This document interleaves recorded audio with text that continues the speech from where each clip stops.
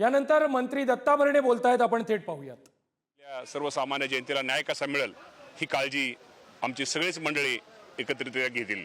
Audit मंत्र्यांच्या कामाचं केलं जाणार आहे 2.5 वर्षाचं असं देवेंद्र फडणवीसांनी सांगितलं।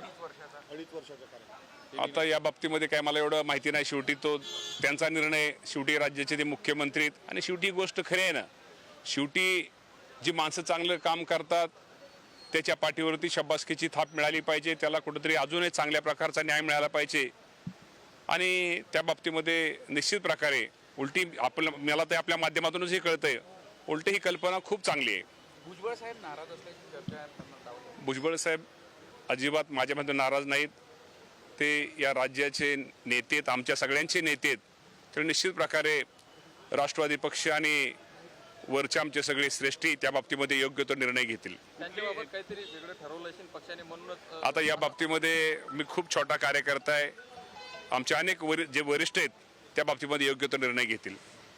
पण नेमका कोणाचा विरोध होता त्यामुळे त्यांना मंत्रिपदी डावलण्यात आलं काय? नाही, या बाबतीमध्ये मी तुम्हाला ते सांगितलं की या बाबतीमध्ये शेवटी तो निर्णय वरच्या आमच्या श्रेष्ठींचा आहे, त्या बाबतीमध्ये कदाचित भुजबळ साहेबांना त्यांनाच त्या गोष्टी माहिती असतील। मामा, कोणत्या खात्याची अपेक्षा तुम्ही पक्षश्रेष्ठींकडे व्यक्त केली? मी खात्याची कुठलीच अपेक्षा व्यक्त करेन, माझ्या आयुष्यामध्ये मी पहिल्यापासूनच कुठल्याच अपेक्षेवरती काम करत नाहीत।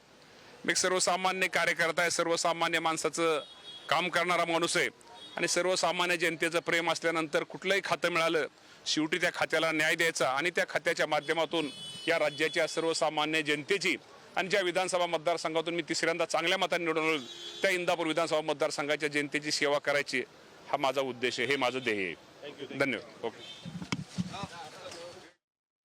छगन भुजबळ हे नाराज नाहीत अशा प्रकारचं वक्तव्य मंत्री दत्ता भरणे यांनी केलेलं आहे। त्याचबरोबर जनतेच्या विकासासाठी, माझ्या मतदारसंघाच्या विकासासाठी आगामी काळात काम करत राहीन असं देखील नवनिर्वाचित मंत्री दत्ता भरणे यांनी म्हटलंय।